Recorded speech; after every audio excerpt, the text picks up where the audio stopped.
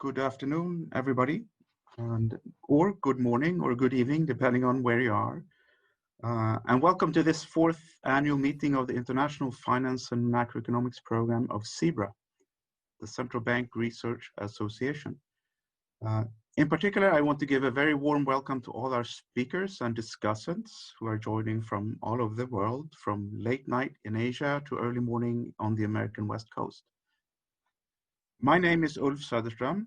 I'm head of research at Sveriges Riksbank, and we are very delighted to co-organize this conference together with CEBRA and the CEPR, the Center for Economic Policy Research.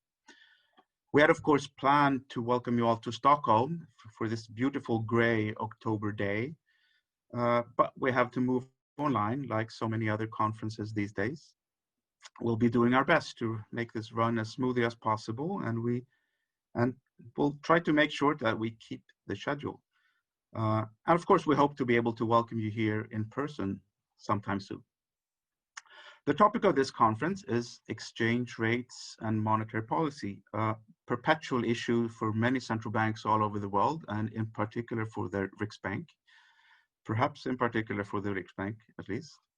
We have a very exciting program ahead of us during 2 days. We have 6 paper presentations with discussants. We have 2 keynote speeches by Philip Lane, Chief Economist and member of the Executive Board of the ECB, and by Ellen Ray, Lord Bagri Professor of Economics at London Business School. And most of the conference papers that will be presented are now available on the conference website. I will very soon give the floor to our Deputy Governor, Martin Flodén, for his introductory remarks, but let me first mention a few practical things. First, all participants to the conference have been divided into 2 groups, panelists, that is speakers, and attendees. So panelists are able to control their microphone and camera, and they're allowed to switch on to ask questions directly to the speaker during the discussion. But please remember to mute yourself when you're not talking. Attendees, they are not able to control the microphone and camera, but you can ask questions using the Q&A function in Zoom. And the chair of the session will then pick up some of those questions if time allows. We will be recording the paper presentations of the conference, not the discussions, only the presentations. And we may later post these recordings on the conference website, of course, with the presenter's consent. But we will not be live streaming the conference, and we kindly ask our participants not to live stream the conference yourselves. And finally, let me mention that we have a few representatives from the media and from financial markets that are registered to the conference. And this might be particularly useful to keep in mind for our central bank participants. So then let me give the word to Martin Flodén. Martin is a deputy governor at the Riksbank since 2013, and he's also a professor of economics at Stockholm University. He has made important contributions in macroeconomics, often with a focus on fiscal policy or distributional issues. But he also has made several contributions on firms' pricing behavior and exchange rate pass-through. So please, Martin.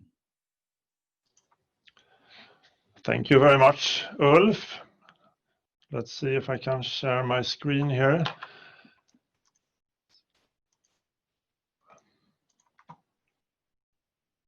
I think it's on now. So I want to join Ulf in welcoming you all to this conference and to thank CEBRA and the CEPR for making us organize this conference. And as Ulf said, the title of the conference, Exchange Rates and Monetary Policy, is and has been for a number of years now, very high on the Riksbank's policy agenda. So it's we have been struggling with a number of questions, and maybe more questions and puzzles than answers, as is often the case when we come to exchange rates in macroeconomics. So in my introductory remarks for a few minutes, I will try to describe the questions and puzzles that we have been struggling with, in particular over the last 2 years, but obviously for a small open economy as the Swedish economy, exchange rates are always very high on the agenda. But the last few years, it has been more so than normally. The krona has depreciated rather sharply, and this has been from a level that at least we in the Riksbank a decade ago already assessed to be, we assessed the krona to be at least slightly undervalued relative to some long-run equilibrium value. Obviously, it's always very difficult to try to assess what is a fair value or long-run equilibrium value of your exchange rate, but that assessment has been the basis for our at least long-run predictions, forecasts for the exchange rate developments. As you see in the graph here, the right-hand panel, our forecasts for exchange rate movements have persistently been that the krona should appreciate, whereas in reality, over the last decade, the krona has just depreciated. So one question we have been struggling with is how should we do our forecasts? Can we improve on them? Should we assume a random walk for the short run? Should we assume movements to some long-run equilibrium over the medium or long term? And how should we do the assessment of what is the equilibrium value of the exchange rate? Another question is how much did monetary policy contribute to the depreciation? And people, in particular outside of the Riksbank, have had rather strong opinions about this. I'll return to this in a few slides. And other questions that have been very important for us to try to understand is how much did the depreciation contribute to strong economic development and to higher inflation? Inflation has been too low in Sweden, but probably it would have been even lower, at least temporarily, if the krona had not depreciated as much as it did.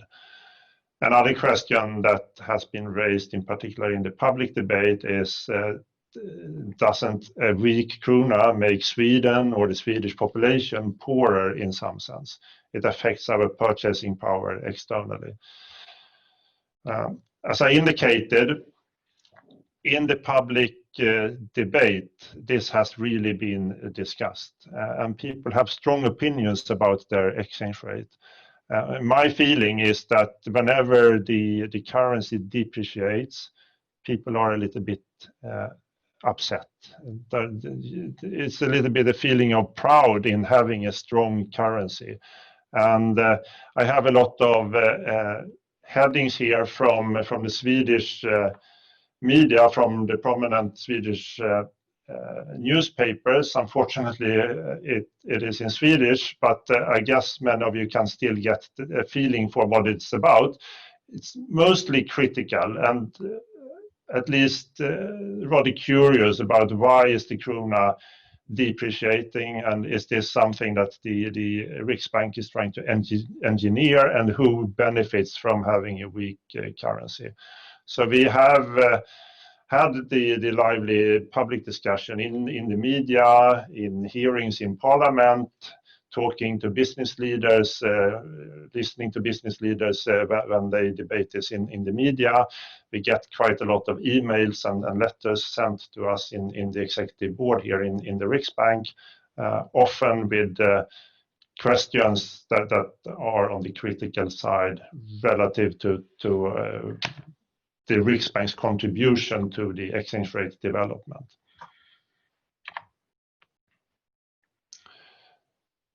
Another question that we have been struggling with is what happens to the real exchange rate, and is it really properly measured with the conventional measures that are based on some consumer price index? The dark blue line indicates that the real exchange rate has depreciated almost to the same extent as the nominal exchange rate. But when we measure the real exchange rate with other price indices, in particular with the PPP measures, the picture is rather different, indicating that over time, the consumer price indices, if we compare them between countries, they are maybe not really capturing the long run trends in relative price levels. So that is a question that we are still struggling with and trying to analyze further. And getting back to the question about how much did monetary policy contribute, often it was said that, well, the Riksbank should look more at what is happening in Norway. Norges Bank, they don't have the same very expansionary monetary policy as we have in the Riksbank. And the left-hand side, the left panel here in the graph illustrates this.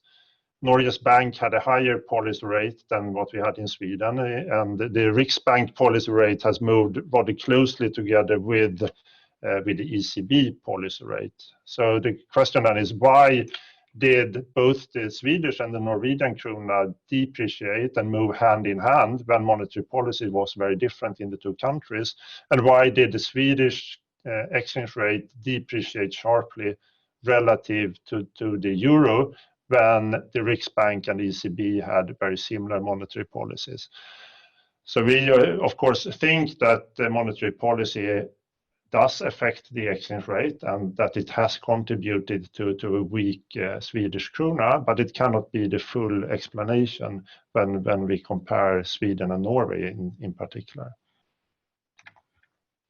So with these questions and the policies, I will stop, and I have looked at the program and think it looks really exciting, and I hope to get a little bit more clarity in some of these questions, but I know that we often have more questions than answers when thinking about exchange rates. So I look forward to having very interesting presentations and discussions about some of these questions and also some other questions in today's and tomorrow's conference. So with this, I leave the word back and the floor back to Ulf. Thank you.